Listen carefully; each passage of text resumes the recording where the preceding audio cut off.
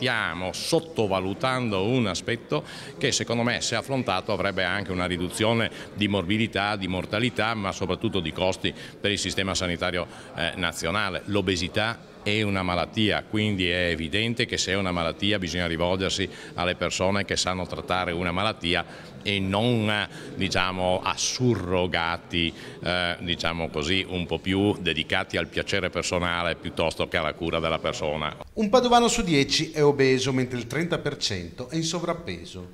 Questi i dati rilasciati dall'Università di Padova. L'obesità è una malattia, sottolineano i medici, e i cittadini vanno informati. Ecco perché da Palazzo Bo hanno pensato ad una settimana di incontri dal 2 al 10 ottobre in tutto il Veneto per sensibilizzare la popolazione sui rischi che il peso eccessivo può portare. Cosa significa essere obesi? Ognuno può fare il proprio conto per capire se si è obesi oppure no. L'indice di massa corporea è il peso diviso l'altezza al quadrato. Se questo indice è superiore a 30 si è obesi, se è tra 25 e 30 si è sovrappeso.